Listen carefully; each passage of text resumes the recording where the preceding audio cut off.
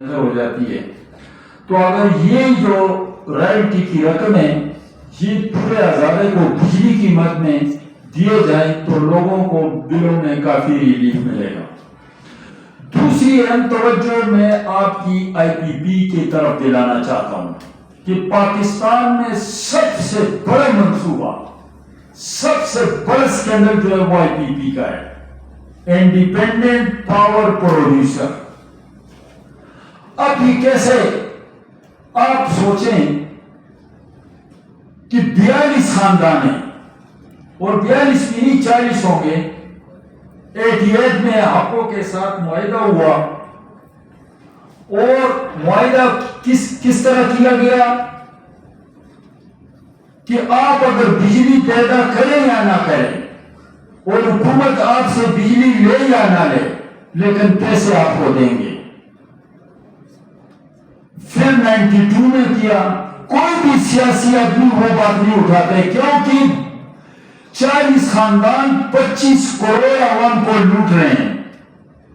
اور بڑے افسوس کا مقام ہے 1923 ارب روپے بغیر بجلی کے ان کمپنیوں کو دیے گئے اور گزشتہ 10 سالوں میں ہزاروں، اور وہ کس میں دیتے ہیں؟ وہ بھی ڈالر میں. معاہدہ کب پہلے کیا اور ڈالر میں، تاکہ ڈالر اگر اوپر جائے تو ان کو ڈالروں میں پیسے ملے. اب عوام کی توجہ، میں تو یہ عدلیہ کو بھی حیران ہوں.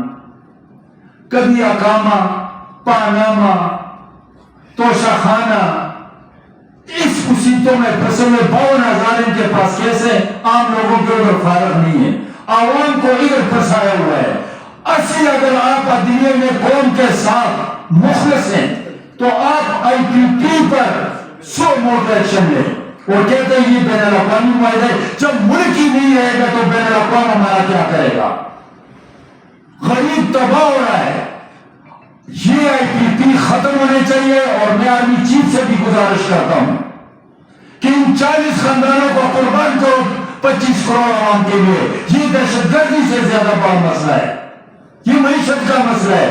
اربوں ڈالر وہ لے رہے ہیں اور بجلی 3 ایسے پلانٹ ہیں کہ 1 یونٹ انہوں نے بجلی پیدا نہیں کیے اور ہزاروں ارب انہوں نے لے لیے.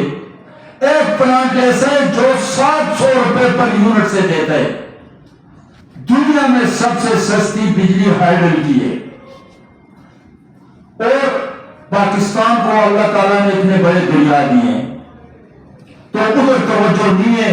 عوام کو اس طرف لگایا گیا ہے یہ سیاسی برا ہے، اس کو جیل میں اچھا کمرہ دو، اس کو وی آئی پی دو، اس کو رہا کرو، اس کو اندر کرو. یار جن کو اندر کیا تھا تو کیا وصول کیا ان سے؟ اور یہ عدلیہ پچھلے دور میں آپ لوگ بھول گئے کہ حکومت کو مجبور کر رہی تھی کہ بلدیاتی الیکشن کراؤ، یہ آئین میں لکھا ہوا ہے، اور راتوں رات کیس کر رہے تھے. تو بلدیات کے ٹکے میں کیا ہے نا 2-2.5 سال ہو گئے، ایک آنا فنڈ ان کو نہیں ملا. یہ عدلیہ سو گئی ہے.